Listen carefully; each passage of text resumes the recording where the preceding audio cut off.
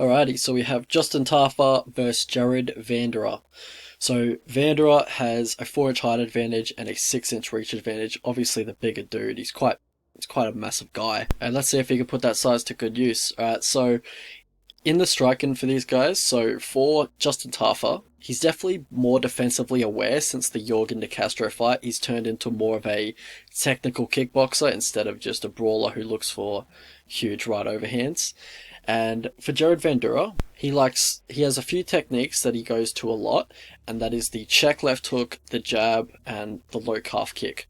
Now, all of these are pretty much negated by the southpaw versus orthodox dynamic, and Justin Tafa is a southpaw. What Justin Tafa has, which is available to him in the southpaw versus orthodox dynamic, is the body kick and the lead leg outside low kick, which I bet he'll be going to here. So I'm interested to see how Vanderaa deals with this. Also, Justin Tafa, he has some hands as well.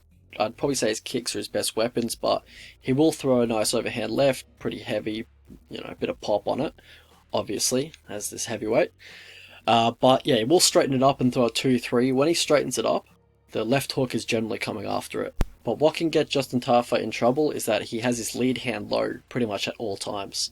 So he just needs to watch out for that. He is fighting at heavyweight, so it's one punch can kill. I'll quickly cover the grappling. So Vanderaa, he'll go for a high crotch single on the fence. He'll pretty much just look to yank your leg out and then just lift you up with his strength. Like, he doesn't really engage his hips that much, and he did that on the Contender Series, and that's where I'm getting it from, but generally he's more of a striker.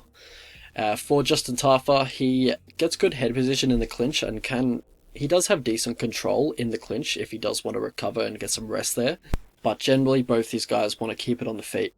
Alright, so how these guys win fights. So for Tafa, he's got one punch KO power, he's got killer instinct once he does get you hurt. Like in his second UFC fight, I didn't even notice that one Adams was hurt to the body, but he pretty much just sniffed it out like a shark with blood in the water. So, killer instinct there, absolutely.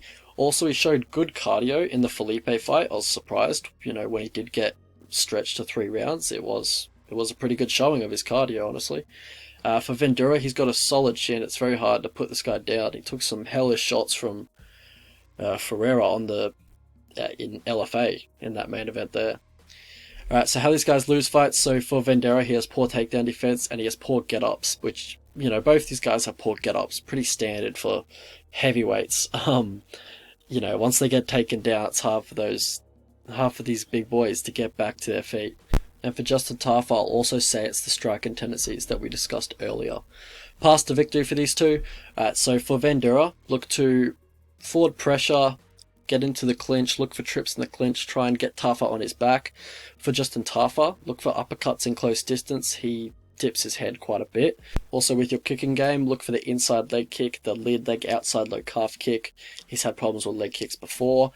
And also the body kick, because Vanderaa does keep his guard pretty high, so the body will be open for you. Also, southpaw versus orthodox dynamic definitely does favour Tafa. Also, uppercuts in the clinch, he's quite susceptible to those. And look to mix in takedowns if you're having a hard time on the feet. Like, if the pressure's getting to you, don't be afraid to mix in takedowns. He doesn't have the best takedown defense. I've seen Tafa mix in takedowns before, so, look for takedowns maybe and try and get some top control because he doesn't have the best get-ups as well. So how I see the fight going. So pretty much every time Vanderaa has had to face a decent opponent, he's lost. He racked up a bunch of wins over cans in that suspect South African organisation EFC. Lost every time he fought in LFA. Since he left the LFA, he went a hard 5 rounds with a 45-year-old Tony Lopez. And he was getting pieced up by Harry Hunsucker until he landed on top and flattened Hunsucker out with no leg hooks. So, I don't know what happened there, but, I haven't been totally impressed with Vanderaa. On the other side, I think it's fair to say Tafa has improved significantly since his loss to Jorgen De Castro, especially his strike and defense. Like, he looked terrible in the De Castro fight. He threw the most telegraphed right overhand, or left overhand I've ever seen in my whole life. But I believe he has learned from it. He looked good in the Adams and Felipe fights. Still scratching my head over the decision. I don't know how Felipe won the third on 2 judges' scorecards. But yeah, it is what it is. I don't think Vandera's stand-up is good as is, but the Southpaw versus Orthodox dynamic really sucks for him here, honestly. It takes away all of his main weapons. The low calf kick, not there, unless he switches it up, which I haven't seen him do. I've never really seen him versus Southpaw, honestly, so I'm interested to see how he shows up. But also the left hook isn't there because Tafa can parry it easily. Because Vandera's lead hand has to now go past the lead hand of Tafa instead of when it's in Orthodox versus Orthodox, where to defend the left hook you would use your rear hand, and the rear hand is normally supposed to be glued to your chin, so it doesn't. You don't parry too much with your rear hand, but with the lead hand you can parry a little bit more. So I do think Tafa has the hands advantage here as well, and will be able to kick the plodding Vanderaa at will pretty much. I think Vanderaa needs to pressure hard and enter the clinch often. If he can get some takedowns off the clinch, then that's a big bonus for him. But I think he wants to make it a real ugly, pressure-heavy fight. Overall, though, I do think Tafa is going to hurt him on the feet, do some damage. Probably going to be accumulated damage. Like Vanderaa is very tough. But it is heavyweight, so all it takes is one, so you can never be too confident in these fights. You can never lean too hard to one side because, yeah, it's just crazy the amount of power that these guys can generate. So, yeah, it's hard to be too confident, but I do think Tafa should win here. Alright, so the prediction is Justin Tafa. I think he KOs Vanderaa in either round 1 or 2.